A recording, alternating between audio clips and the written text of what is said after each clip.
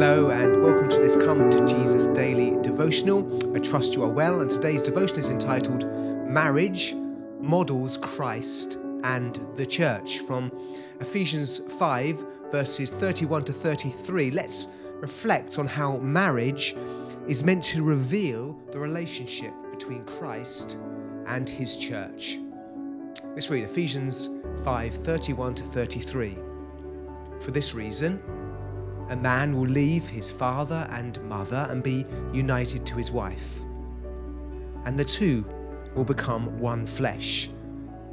This is a profound mystery, but I am talking about Christ and the church. However, each one of you must also love his wife as he loves himself, and the wife must respect her husband. It's Ephesians 5, 31 to 33. Firstly, the profound mystery of marriage. Paul calls marriage a profound mystery.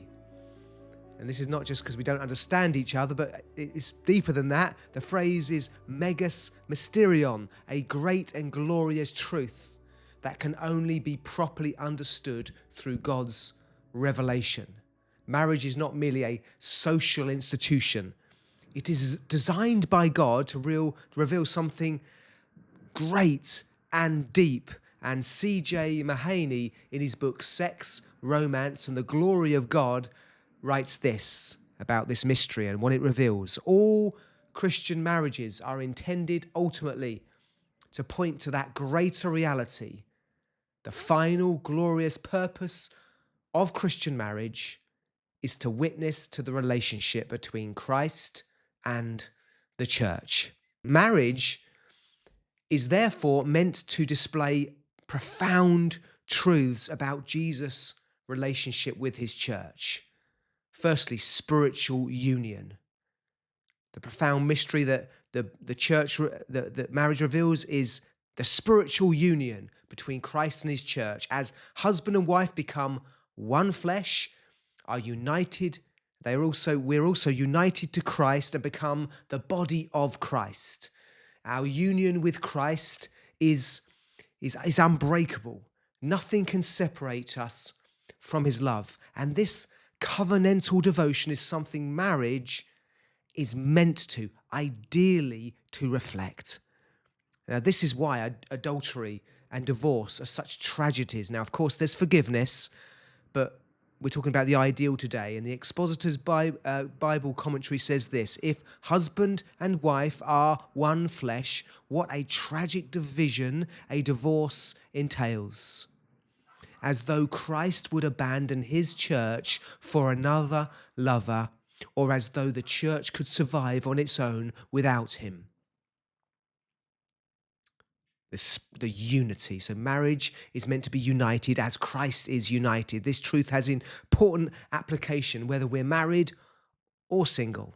Our faithful love for one another in the church is to reflect our marriage with Christ. His love for us is to be seen in our love for one another. This spiritual union is to be seen in us. Church life should therefore reflect the warmth and the belonging of a family. Christopher Ash writes this: the single people need not be lonely if our churches are fellowships of inclusive love. Single ought not to mean solitary. The unmarried ought not to be singles floating around the world alone, but rather, like the marrieds, men and women who belong in loving communities and fellowships. The family of God, if they are lonely, that may be because our churches, our church fellowships are not functioning properly to include them in the natural, warm fellowship of friendships. So often we hear of singles who are rarely invited to family meals or dinners because it is always couples who are asked.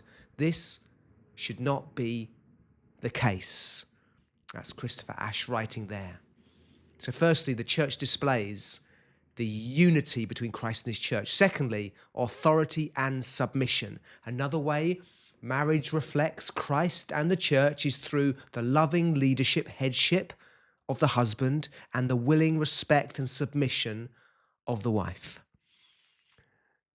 When lived out prayerfully and lovingly, this relationship reflects the greater reality, the church, the bride of Christ, joyfully submitting to Jesus, the head of the church. So in response, put this into practice.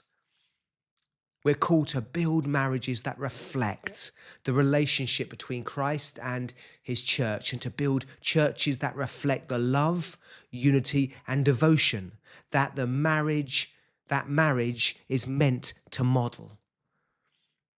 To this end, Paul concludes with this clear exhortation from our text today. However, each one of you must love his wife as he loves himself, and the wife must respect her husband. So let's ask ourselves, if you are a husband, will you love your wife sacrificially?